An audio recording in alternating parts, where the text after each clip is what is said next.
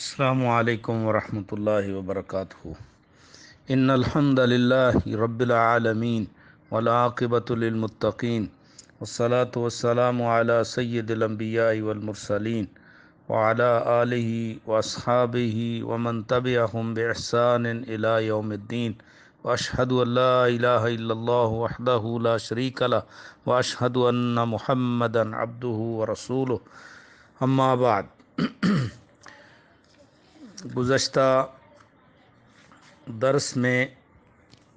ہم نے ذکر کیا تھا طواف کی سنتیں اور سعی کا بیان، سعی کی سنتیں، اسی طرح عرفات میں وقوف کرنا، اور اس کے ساتھ ہی آج ہم بیان کریں گے عمرے اور حج کا مسنون مختصر طریقہ۔ عمرے کا مسنون طریقہ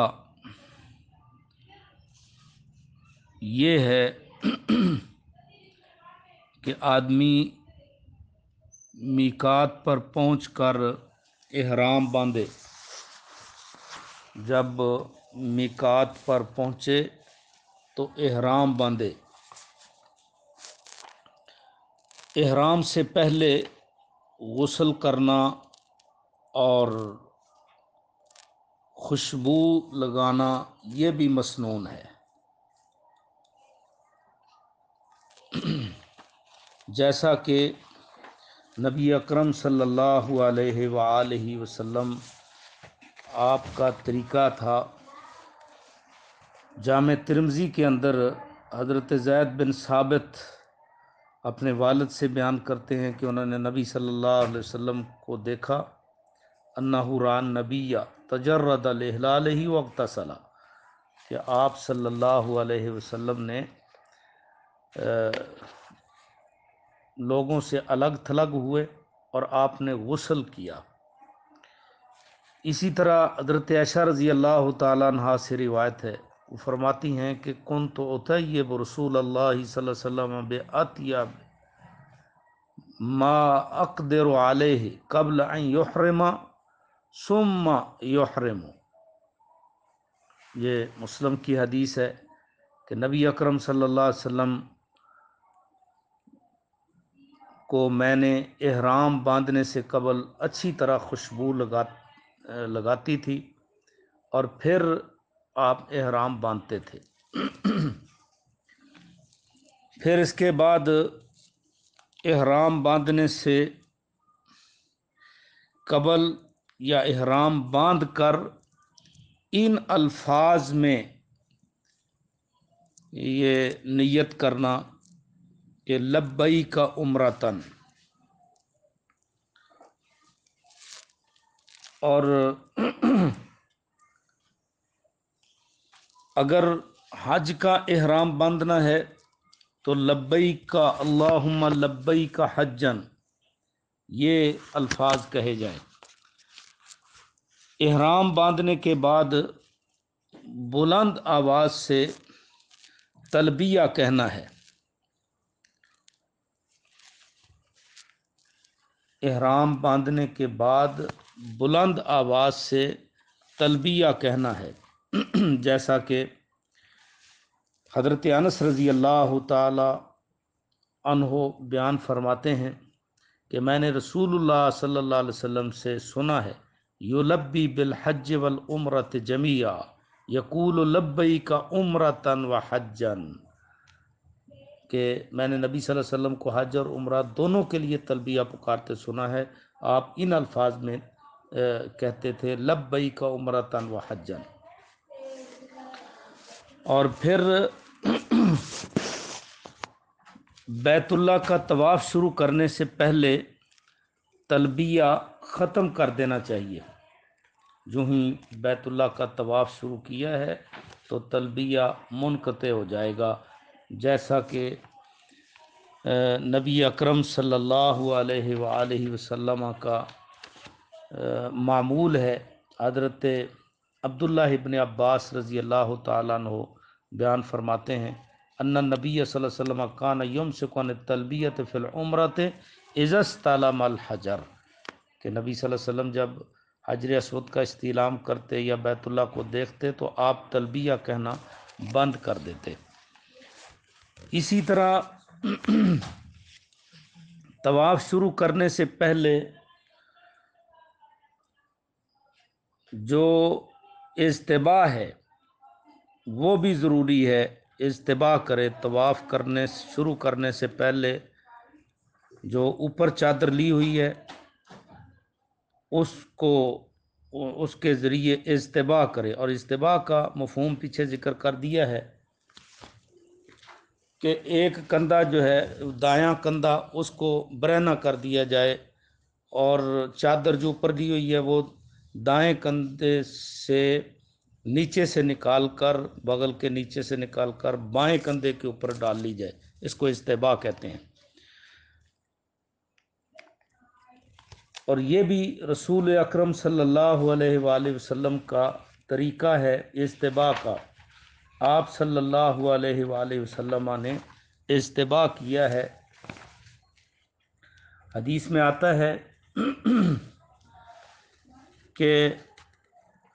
طواف قدوم اور طواف عمرہ میں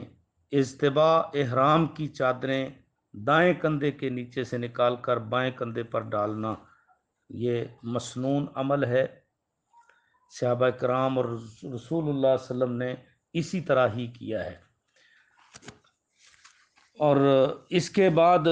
حجر اسود کے استلام سے طواف کا آغاز کرنا، رسول اکرم صلی اللہ علیہ وسلم نے بھی اپنے طواف کا آغاز حجر اسود سے ہی کیا ہے۔ اسی طرح حجر اسود کے استلام کے لیے حجر اسود کو بوسہ دینا اگر ممکن ہو تو اس پر پیشانی بھی رکھنا یا ہاتھ سے چھو کر بوسہ دینا، ہاتھ سے اشارہ کر کے ہاتھ کو دور سے استلام کرنا، لیکن اس وقت ہاتھ کو بوسہ نہیں دیا جائے گا، اور اشارہ کرتے وقت ہاتھ کو اوپر اٹھایا جائے گا، بلند کیا جائے گا، اور استلام کرتے وقت بسم اللہ اللہ اکبر کہنا یہ مسنون ہے۔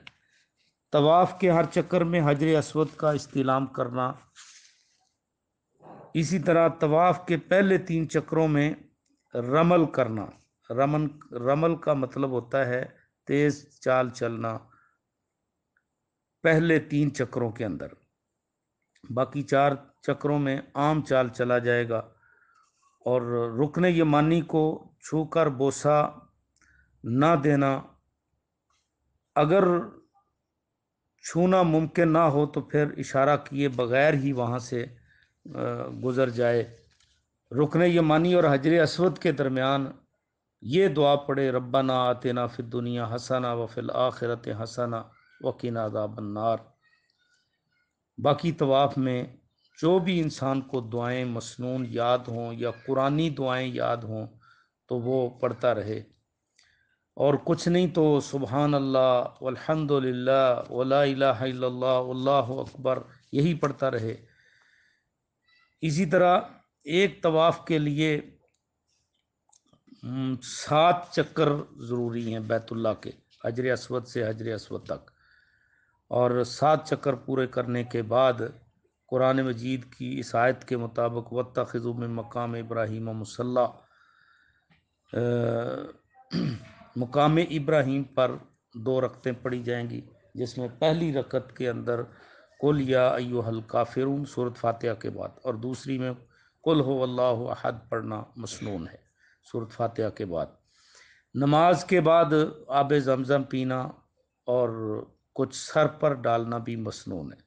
زمزم پینے کے بعد پھر حجر اسود کا استلام کرنا اور سعی کے لیے صفا مروہ کی طرف جانا۔ صفا پہاڑی پر چڑھتے ہوئے یہ آیت پڑھی جائے گی ان الصفا والمروۃ من شعائر اللہ فمن حج البیت او اعتمر فلا جناح علیہ ان یطوف بہما ومن تطوع خیرا فإن اللہ شاکر علیم۔ اور پھر یہ الفاظ پڑھے کہ ابدأ بما بدأ اللہ بہ۔ صفا پہاڑی کے اوپر چڑھتے وقت قبلہ رخ ہو کر 3 مرتبہ یہ کلمات کہے، اللہ اکبر اللہ اکبر اللہ اکبر، لا الہ الا اللہ وحدہ لا شریک لہ لہ الملک ولہ الحمد وہو علی کل شیء قدیر، لا الہ الا اللہ وحدہ انجز وعدہ ونصر عبدہ وہزم الاحزاب وحدہ۔ اور پھر قبلہ رخ ہو کر دنیا و ما فیہا کی اور آخرت کی بھلائی کے لیے جو بھی وہاں دعا کرے تو کر سکتا ہے۔ پھر صفا سے اتر کر مروہ کی طرف جانا ہے، لیکن درمیان میں جو میلین اخضرین ہیں اس میں مرد حضرات تو کچھ دوڑ کر گزریں گے، البتہ عورتیں جو ہیں وہ عام چال ہی وہاں سے چلیں گی۔ سبز ستونوں کے درمیان مردوں کا تیز دوڑنا یہ مسنون عمل ہے۔ اور ویسے تو مائی ہاجرہ اس وقت یہاں وادی تھی جس میں وہ جب مروہ پر چڑھتی تھی تو دوڑ کر چڑھتی تھیں، اور جب مروہ سے صفا کی طرف آتی تھی تو پھر بھی دوڑ کر چڑھتی تھیں۔ آج کل چونکہ وہ وادی تو نہیں ہے اس قسم کی، لیکن جگہ وہی ہے، اس لیے سبز میل لگا دیے گئے ہیں کہ یہاں سے مرد حضرات کچھ دوڑ کر چلیں گے، عورتوں کو دوڑنے کی اجازت نہیں ہے۔ سعی کے دوران قرآنی آیات، قرآنی دعائیں اور حدیث نبوی میں جو دعائیں انسان کو یاد ہیں وہ پڑھی جا سکتی ہیں۔ اور صفا سے مروہ تک 1 چکر ہوگا، اور ایسے صفا سے یعنی شروع ہوگا طواف سعی اور مروہ کے اوپر ختم ہوگی، 7 چکر یوں ہوں گے، صفا سے مروہ تک 1 چکر۔ سعی کے دوران، سعی کے بعد مرد جو ہیں وہ اپنے سر کے بال منڈوائیں گے یا کٹوائیں گے، اور جو عورتیں ہیں، خواتین ہیں، تو وہ اپنے بالوں کی کوئی لٹ پکڑ کر آگے سے تھوڑے سے کاٹ لیں گی، خود کاٹ لیں تو تب بھی ٹھیک ہے، یا کسی دوسری خاتون سے کٹوا لیں تب بھی۔ اور اس کے بعد احرام کی چادریں اتار کر جو اس کا قومی لباس ہے وہ پہننے کی اجازت ہے۔ اب عمرہ مکمل ہو چکا۔ اس عمرے کے اندر بہت ساری لوگ ادھر جا کر بعض ایسے کام کرتے ہیں جو شرعاً ثابت نہیں۔ مثال کے طور پر حجر اسود سے طواف شروع کیا تو لوگ کوشش کرتے ہیں کہ حتیم کے اندر جلدی جلدی جو نہ چلے جائیں۔ حتیم کے اندر جانا مسنون ہے، ٹھیک ہے، بلکہ بیت اللہ کا ہی وہ حصہ ہے۔ حضرت عائشہ رضی اللہ تعالیٰ عنہا نے کہا تھا، اللہ کے رسول میرا دل کرتا ہے کہ میں بھی بیت اللہ میں جاؤں، تو اس وقت بھی دروازہ اونچا تھا۔ آپ صلی اللہ علیہ وسلم نے ان کا ہاتھ پکڑا اور حتیم میں کھڑا کر دیا اور فرمایا کہ یہ بھی بیت اللہ ہی ہے، لیکن یہ طواف مکمل کرنے کے بعد، صفا مروہ کی سعی کرنے کے بعد پھر جو نفلی طواف ہوتا ہے اس میں آدمی چلا جائے۔ لوگ سمجھتے ہیں کہ شاید ہر چکر میں حتیم سے ہو کر جانا ضروری ہے، ایسے نہیں، حتیم کے باہر سے ہی چکر لگائے جائیں گے۔ پھر جو دیکھا گیا ہے وہاں قباحتوں میں سے وہ یہ بھی کہ بیت اللہ کے چاروں کونوں کو ہاتھ لگانے کی کوشش ہوتی ہے لوگوں کی، تو وہ کئی تو بالکل قریب چلتے ہیں تو وہ سارے بیت اللہ پر ہی ہاتھ پھیرتے جاتے ہیں، ایسے نہیں، صرف رکن یمانی اگر وہ قریب سے گزرے تو ہاتھ لگا لے، اور یا حجر اسود اگر قریب سے گزرے تو اس کو چوم بھی لے، یا اس کو ہاتھ لگا کر ہاتھ کو بوسہ دے دے، یا کوئی چیز لگ گئی ہے کھونڈی وغیرہ تو اس کو چوم سکتا ہے۔ دور سے گزرے تو صرف حجر اسود کا استعلام ہی کیا جائے گا، اشارہ کیا جائے گا، ہاتھ نہیں چوما جائے گا۔ نبی صلی اللہ علیہ وسلم نے ان 2 رکنوں کو ہاتھ لگایا ہے اور آپ نے فرمایا یہ بنیاد ابراہیم پر ہیں، اصلی بنیادوں پر، اور جو دوسرے ہیں ایک عراقی ہے اور ایک شامی ہے، تو ان عراقیین یا شامیین کو آپ نے ہاتھ نہیں لگایا۔ اس لیے آپ سے پوچھا گیا کہ آپ 2 رکنوں کو تو ہاتھ لگاتے ہیں اور 2 کو آپ ہاتھ نہیں لگاتے، تو آپ نے فرمایا میں ان کو اس لیے نہیں چھوتا کہ یہ اپنی اصلی جگہ پر نہیں ہے، اصلی جگہ جو ہے وہ حتیم شامل کر کے، لیکن چونکہ یہ اپنی اصلی جگہ پر نہیں ہے آپ نے ان کو ہاتھ نہیں لگایا۔ اسی طرح طواف کرتے ہوئے کچھ لوگ وہ کوشش کرتے ہیں کہ ملتزم کے ساتھ چمٹ جائیں، طواف کرتے ہوئے ملتزم کے ساتھ نہیں چمٹنا، طواف مکمل کرنے کے بعد ملتزم پر چمٹنا ہے اور اللہ سے دعائیں کرنی ہیں، اور یہ جگہ وہ ہے کہ جس کے بارے میں رسول اکرم صلی اللہ علیہ وسلم نے فرمایا کہ یہ دعا کی قبولیت کی جگہ ہے۔ بیت اللہ کی دہلیز سے لے کر حجر اسود تک کا جو حصہ ہے بیت اللہ کا، اس کو ملتزم کہا جاتا ہے۔ ملتزم التزام سے اس کے پاس چمٹ کر دعائیں کی جاتی ہیں۔ اور پھر کچھ لوگ جب طواف مکمل کر لیتے ہیں، مکمل کرنے کے بعد ان کی کوشش ہوتی ہے کہ قرآن میں آیا ہے وَاتَّخِذُوا مِن مَقَامِ إِبْرَاهِيمَ مُصَلًّى، تو وہ مقام ابراہیم پر ہی نفل پڑھنا وہ مسنون سمجھتے ہیں، حالانکہ اس وقت تو بہت زیادہ ہجوم اور رش ہوتا ہے، تو بہتر ہے پیچھے جا کر، یعنی اسی سمت میں پیچھے جا کر نفل پڑھے جائیں تاکہ ہجوم سے بندہ بچ جائے۔ اور جب دیکھا گیا ہے وہاں لوگ جو طواف کی 2 رکعتیں پڑھ رہے ہوتے ہیں تو جس طرح انہوں نے اجتباع کیا ہوتا ہے، یعنی اپنا دایاں کندھا برہنہ کیا ہوتا ہے، اسی طرح ہی شروع کر دیتے ہیں نفل پڑھنا۔ حالانکہ حدیث میں ہے کہ اللہ تعالیٰ اس بندے کی نماز قبول نہیں کرتا جس کے کندھے برہنہ ہوں، کندھوں پر کوئی چیز نہ ہو، اس کی نماز قبول نہیں ہوتی۔ تو اس وقت استباع ختم ہو جاتا ہے، بلکہ استباع اور رمل جو ضروری ہیں یہ پہلے 3 چکروں میں ہیں، تو کندھوں کو ڈھانپ کر پھر نماز پڑھنی چاہیے۔ تو اس طرح صفا مروہ پر بھی کئی لوگ جو ہے نا وہ کچھ ایسے کام کرتے ہیں کہ جو مسنون نہیں ہیں۔ مثال کے طور پر صفا مروہ میں جب وہ جاتے ہیں تو اس کے اوپر نفل پڑھنے شروع کر دیتے ہیں، صفا پہاڑی پر چڑھ کر یا مروہ پہاڑی پر چڑھ کر نفل پڑھنے شروع کر دیتے ہیں، یہ نفل ثابت نہیں ہے۔ پھر کچھ لوگ وہ کہتے ہیں کہ جی مروہ پر بال کٹوائے جائیں گے، آگے پیچھے نہیں کٹوائے جا سکتے، تو پہلے تو انتظام ہوتا تھا، اب تو وہاں یہ ایسا انتظام وہاں نہیں ہے، تو پھر آدمی جب مروہ پر اپنا طواف ختم کرے، سعی ختم کرے، تو اپنی بلڈنگ میں جا کر یا جہاں کہیں بھی میسر ہو تو وہ اپنے بال کٹوا سکتا ہے۔ تو یہ مکمل عمرہ ہے، لیکن اس میں ایک بات یہ رہ گئی جو ضروری ہے، وہ یہ ہے کہ جب آدمی بیت اللہ جائے تو باوضو ہو کر مسجد حرام میں جائے، اور مسجد حرام میں جانے سے پہلے، داخل ہونے سے پہلے یہ دعا پڑھے، بسم اللہ والسلام علی رسول اللہ اللہم اغفر لی ذنوبی وافتح لی ابواب رحمتک،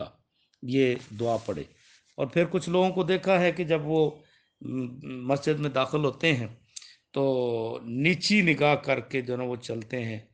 اور وہ سمجھتے ہیں، ان کو اسی طرح ہی بتایا گیا ہوتا ہے کہ آپ نے اچانک نظر بیت اللہ کی طرف ڈالنی ہے تو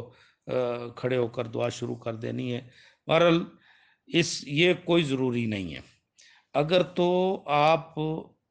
مسجد حرام میں گئے ہیں اور فرضی نماز کا ٹائم ہو گیا ہے تو پھر وہاں جا کر آپ فرضوں میں شامل ہوں، نماز پڑھنے کے بعد حجر اسود کی طرف سے اپنا طواف شروع کریں، چکر شروع کریں۔ اور اگر نماز کا ٹائم نہیں ہے تو کچھ لوگوں کو دیکھا ہے کہ وہ جا کر پہلے نفل پڑھتے ہیں، یعنی تحیت المسجد کہہ لیں اس کو، یا وہ نفل پڑھتے ہیں۔ حالانکہ حدیث میں آتا ہے کہ یہ بیت اللہ میں نفل پڑھنے کی نسبت بہتر طواف ہے۔ تو اگر نماز کا ٹائم نہیں ہے پھر بندہ سیدھا حجر اسود پہ جائے اور اس کو استلام کرنے کے بعد اپنا طواف شروع کرے۔ اور حجر اسود، یہ بیت اللہ کا طواف جو ہے یہ بھی نماز ہی ہے۔ اور کچھ لوگوں نے دیکھا گیا ہے کہ کتابچے چھپائے ہوئے ہوتے ہیں اور مختلف قسم کی دعائیں لکھی ہوتی ہیں، اور وہ بڑے ہی رغبت کے ساتھ اور بڑے ہی اجتہاد، کوشش اور محنت کے ساتھ ان دعاؤں کو پڑھ رہے ہوتے ہیں، اور وہ سمجھتے ہیں کہ یہ پہلے چکر کی دعا ہے، اور یہ دوسرے چکر کی دعا ہے، یہ تیسرے چکر کی دعا ہے، یہ چوتھے چکر کی دعا ہے۔ تو اس طرح جو اصل مقصد ہے نا وہی رہ جاتا ہے۔ اصل مقصد تو یہ ہے کہ بیت اللہ کا طواف کرنا اور 7 چکر لگانا، پورے کرنا۔ اور کئی لوگ ان دعاؤں میں لگے رہتے ہیں، ان کو اتنا ہی نہیں پتہ ہوتا کہ چکر کتنے ہو گئے ہیں۔ یا اسی طرح وہ جو ہے نا چکر کی دعائیں وہ پڑھتے رہتے ہیں، تو جو مقصد طواف ہے اس میں دوسروں کو بھی غافل کرتے ہیں، رکاوٹ کا باعث بنتے ہیں، اور خود بھی اس طرف توجہ نہیں ہوتی۔ تو صحیح بات یہ ہے کہ بیت اللہ کی طرف دیکھتا جائے اور چلتا جائے، اور جو بھی دعا اس کو آ رہی ہے قرآن کی یا حدیث میں جو بھی یاد ہیں اس کو دعائیں وہ پڑھتا رہے۔ تو اس طرح یہ طواف جو ہے نا وہ شروع کرے گا اپنا، اور طواف مکمل کرنے کے بعد اپنی بلڈنگ پر چلا جائے گا۔ بلڈنگ پر جا کر غسل کرے گا، یعنی بال کٹوانے کے بعد غسل کرے گا، پھر اپنا لباس پہنے گا، پھر 8 ذی الحجہ تک وہاں رہے گا، اور اس میں نمازیں بھی پڑھے گا جماعت کے ساتھ، اور طواف بھی نفلی کرتا رہے گا۔ ویسے نبی اکرم صلی اللہ علیہ وسلم پہنچے تھے آپ 26 یعنی 4 ذی الحجہ کو آپ وہاں پہنچے تھے، تو آپ نے طواف کیا۔ طواف کرنے کے بعد آپ باہر منا کی طرف وادی جہون وہاں جا کر آپ نے رہائش رکھی تھی، اور دوبارہ آپ پھر بیت اللہ نہیں آئے، پھر آپ وہیں سے 8 تاریخ کو آپ نے احرام باندھ کے منا کی طرف چلے گئے تھے۔ تو یہ ہے طریقہ کار عمرے کا، مکمل عمرے، مسنون عمرے کا طریقہ کار۔ تو اللہ تعالیٰ سے دعا ہے اللہ رب العزت ہم سب کو یہ سعادت نصیب فرمائے۔ اقول قولی ھذا وباللہ التوفیق۔